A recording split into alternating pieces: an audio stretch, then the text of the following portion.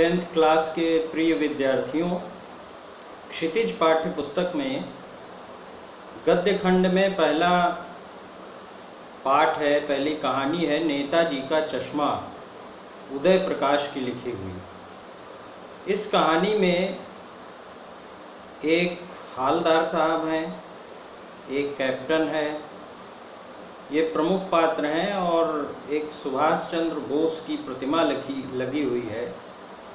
तो इस कहानी में क्या होता है वो संक्षेप में उसका जो कथानक है,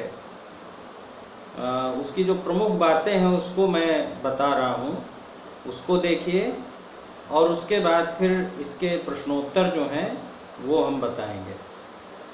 तो प्रस्तुत कहानी के माध्यम से कहानीकार स्वयं प्रकाश ने कहा है कि चारों ओर सीमाओं से घिरे भूभाग देश नहीं कहलाते हैं, अपितु इसके अंदर रहने वाले नागरिक, जीव जंतु, पेड़ पौधे, वनस्पतियाँ, पशु पक्षी, नदियाँ, पर्वत, इन सब के मिलने से पूरे देश का निर्माण होता है।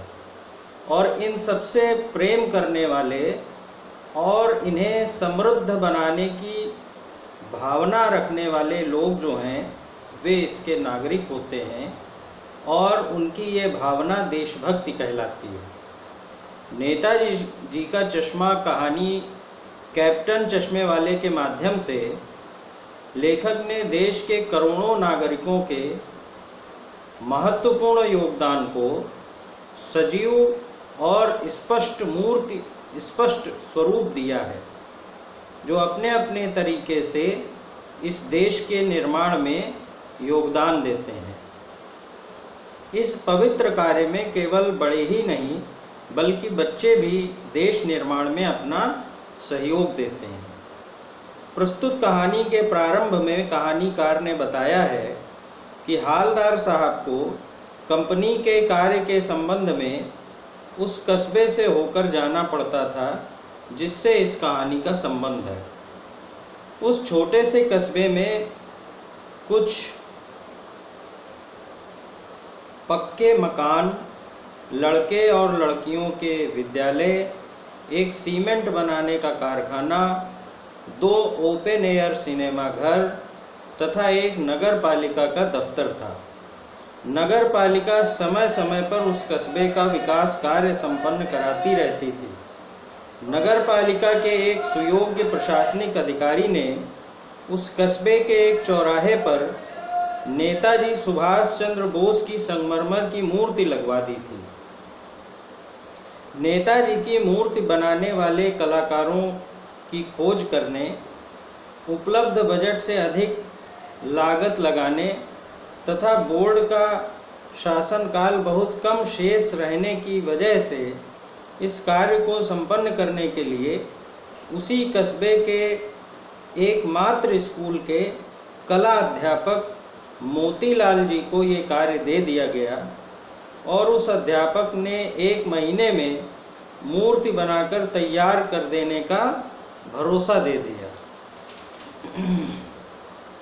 लेखक ने बताया है कि विद्यालय के अध्यापक ने नेताजी सुभाष चंद्र बोस की छाती तक 2 फुट की संगमरमर पत्थर की मूर्ति तैयार कर दी। उस संगमरमर की मूर्ति में नेताजी सुभाष चंद्र बोस अत्यंत सुंदर, सीधे साधे और मनमोहक दिखाई दे रहे थे। उस मूर्ति को देखकर ऐसा प्रतीत हो रहा था जैसे वह देश के लिए बलिदान देने की प्रेरणा दे रहे हों। उन्हें संगमरमर के चश्मे की जगह एक सामान्य और सचमुच का चश्मा पहना दिया गया था। हालदार साहब पान खाने के लिए उस कस्बे में रुके तो वे पहली बार नेताजी की उस मूर्ति को देखकर आश्चर्यचकित हुए। उन्हें हैरान करने वाली बात थी मूर्ति की सुंदर व्यवस्था। वे वहाँ से जाने के बाद भी मन ही मन उसी मूर्ति के बारे में ही सोचते रहते थे। उन्हें इस बात का एहसास हुआ कि आज भी लोग देशभक्ति की भावना से ओतप्रोत हैं, जिसकी वजह से वे देश के शहीदों और वीरों का इतना सम्मान करते हैं, दूसरी तरफ आज देश के बारे में बात करने वालों का भी सभी जगह मजाक ही उड़ाया जाता है। जब दूसरी बार हालदार साहब उस कस्बे में गए तो उन्होंने देखा कि उस मूर्ति पर चश्मा बदल गया है। तो उन्हें बहुत हैरानी हुई कि मूर्ति कपड़े नहीं बदल सकती, लेकिन चश्मा तो बदल ही सकती है। लेखक ने कहा है कि हालदार साहब जितनी भी बार उस कस्बे में आए तो उन्होंने हर बार देखा कि उस मूर्ति का चश्मा बदला हुआ है। एक दिन उन्होंने पान वाले से पूछा तो उसने बताया कि कैप्टन नाम का चश्मा बेचने वाला एक आदमी उस मूर्ति पर चश्मा पहनाता है तथा जब किसी ग्राहक को उसी तरह का चश्मा लेना होता है तो वह उस चश्मे को उतार लेता है और दूसरा चश्मा उस मूर्ति को पहना देता है। सचमुच में चश्मे के बारे में पूछने पर मालूम हुआ कि विद्यालय के कला अध्यापक संगमरमर का चश्मा बनाना ही भूल गए थे। इसके बाद हालदार साहब ने उस कला अध्यापक की सुविधाजनक स्थिति के बारे में विभिन्न प्रकार से विचार किया। लेखक ये बताते हैं कि हालदार साहब पान वाले से भी यही जानकारी करते हैं कि कैप्टन चश्मे वाला क्या नेताजी का कोई मित्र है अथवा आज़ाद हिंद फौज का कोई भूतपूर्व सैनिक। पान वाला उनसे मजाक करते हुए कहता है कि वो लंगड़ा पागल है, फिर वह कैसे फौज में भर्ती हो सकता है। उसी समय उन्हें सामने से चश्मे वाला भी आता हुआ दिखाई दिया। हालदार साहब को देश के शहीदों और देशभक्तों को इस तरह अपमानित करते हुए बहुत बुरा लगा। तभी उनकी नज़र एक ऐसे आदमी पर पड़ी जो बहुत दुबला और लंगड़ा है। वह सिर पर गांधी टोपी और काला चश्मा पहने हुए लोहे की एक छोटी पेटी तथा बांस के एक डंडे पर टंगे बहुत से चश्मे लेकर आ रहा था। वो घूम घूम कर चश्मे बेचा करता था।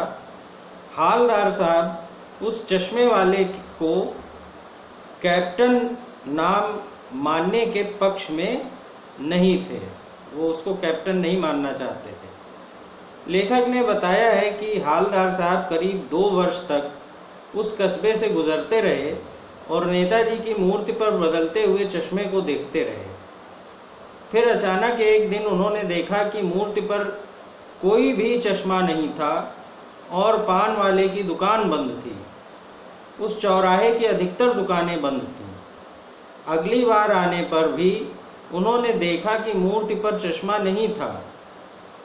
उन्होंने पान वाले से पूछा तो उसने अपने आंसू पोंछते हुए हालदार साहब को बताया कि कैप्टन मर गया। ये सुनकर हालदार साहब वहाँ से दुखी होकर चुपचाप चले आए। वे इस बात को भी सोचकर दुखी थे कि अपना सब कुछ कुर्बान करने वालों का भी अपमान करते हैं, उसका उपहास लोग करते हैं। अपने स्वार्थ सिद्ध करने के लिए स्वयं को बेचने हेतु सहर्ष तैयार रहते हैं। 15 दिन के बाद जब हालदार साहब का दोबारा आना हुआ तो वे बिना चश्मे की मूर्ति की कल्पना से ही दुखी हो उठे और वे वहाँ रुके नहीं और न पान खाने के लिए पान वाले की दुकान पर गए और मूर्ति की तरफ न देखने का उन्होंने निश्चय किया। अतः उन्होंने अपने ड्राइवर को ये हिदायत दी कि वह उस चौराहे पर गाड़ी न रोककर बिल्कुल सीधे निकल ले। लेकिन जैसे ही वे उस मूर्ति के निकट पहुँचे तो वो चीख पड़े कि गाड़ी रोको। उन्होंने देखा कि मूर्ति पर किसी छोटे बच्चे ने सरकंडे का छोटा सा चश्मा बनाकर उस पर लगा दिया था।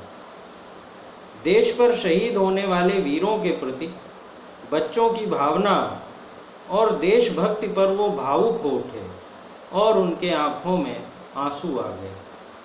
ये इस कहानी का सारांश है। अब देखिए इसके जो प्रश्नोत्तर हैं। पहला प्रश्न है, सेनानी न होते हुए भी चश्मे वाले को लोग कैप्टन क्यों कहते थे? इसका उत्तर है, सेनानी न होते हुए भी चश्मे वाले को लोग कैप्टन इसलिए कहते थे क्योंकि वह एक साधारण व्यक्ति होते हुए भी अपने देश के गौरव, उन महान नेताजी की प्रतिमा को उसने कभी बिना चश्मे के नहीं रहने दिया। उसके हृदय में शहीदों और वीर जवानों के लिए अत्यधिक आदर और सम्मान था। चश्मे वाले की देशभक्ति तथा नेताजी के प्रति विशेष सम्मान की भावना को देखकर उसे कैप्टन कहा जाने लगा। दूसरा प्रश्न है, हालदार साहब ने ड्राइवर को पहले चौराहे पर गाड़ी रोकने के लिए मना किया था लेकिन बाद में तुरंत रोकने को कहा। का हालदार साहब पहले मायूस क्यों हो गए थे? उत्तर है, हालदार साहब पहले मायूस हो गए थे क्योंकि उन्हें बिना चश्मे के नेताजी की मूर्ति अच्छी नहीं लगी थी। खा मूर्ति पर सरकंडे का चश्मा क्या उम्मीद जगाता है? उत्तर है, मूर्ति पर सरकंडे का चश्मा यह उम्मीद जगाता है कि हमारी भावी पीढ़ी देश प्रेम की भावना से अछूती नहीं रहेगी। अब भी देशवासियों के हृदय में वीरों, शहीदों और महापुरुषों के प्रति सम्मान और प्यार की भावना विद्यमान है। अगला प्रश्न, हालदार साहब इतनी सी बात पर भावुक क्यों हो उठे? उत्तर है, हालदार साहब इतनी सी बात पर भावुक हो उठे क्योंकि नेताजी की मूर्ति को छोटे बच्चों के द्वारा पहनाया जाना इस बात का सबूत है कि हमारे देश के बड़े ही नहीं अपितु बच्चे भी महापुरुषों और शहीदों का सम्मान करने और देश प्रेम की भावना से ओतप्रोत हैं। अगला प्रश्न है, आशय स्पष्ट कीजिए। बार बार सोचते क्या होगा उस कौम का जो अपने देश की खातिर घर गृहस्थी, जवानी, जिंदगी सब कुछ छोड़ देने वालों पर भी हंसती है और अपने लिए बिकने के मौके ढूंढती है। इसका उत्तर होगा, प्रस्तुत गद्यांश का आशय ये है कि जब हालदार साहब को पान वाले से मालूम हुआ कि कैप्टन चश्मे वाले की मृत्यु हो गई है तो उन्हें उसकी मृत्यु पर ही नहीं अपितु अपनी कौम पर भी दुख हुआ कि जो एक साधारण व्यक्ति कैप्टन चश्मे वाले के देश प्रेम को समझ नहीं पाया, उसे पागल कहकर उसका अपमान किया जाता रहा। यह ऐसी जाति, संप्रदाय और समुदाय है जिसमें देशभक्ति, ईमानदारी नहीं बची है तथा समय आने पर अपने स्वार्थ के वशीभूत होकर स्वयं को बेचने में भी नहीं चूकेगी। अगला प्रश्न है, पान वाले का एक रेखा चित्र प्रस्तुत कीजिए। उत्तर होगा, पान वाला एक मोटा, काला और खुश मिजाज व्यक्ति था। हमेशा पान खाता रहता था। जब वह हंसता था तो उसका बड़ा और भारी पेट भी हिलने लगता था। उस कस्बे के अन्य लोगों की तरह वह भी कैप्टन चश्मे वाले को पागल कहकर उसका मजाक उड़ाता था। अधिक पान खाने के कारण उसके दांत काले और लाल रंग के हो गए थे। वह भावुक प्रवृत्ति का था। कैप्टन चश्मे वाले की मृत्यु पर उसकी आंखें आंसू से भर गई थीं। अंतिम प्रश्न है, वो लंगड़ा क्या जाएगा फौज में, पागल है पागल। कैप्टन के प्रति पान वाले की इस टिप्पणी पर अपनी प्रतिक्रिया लिखिए। उत्तर होगा, कैप्टन के प्रति पान वाले की यह टिप्पणी नैतिकता के विपरीत है। किसी भी व्यक्ति को यह शोभा नहीं देता कि वह दूसरे की शारीरिक कमजोरी, असहायता का मजाक उड़ाए। फिर कैप्टन जैसे विकलांग देश प्रेमी का लोग इस प्रकार उपहास कर वे देश और सभी वीर शहीदों और महापुरुषों का भी मजाक उड़ा रहे हैं। ये इसके प्रश्नोत्तर हुए।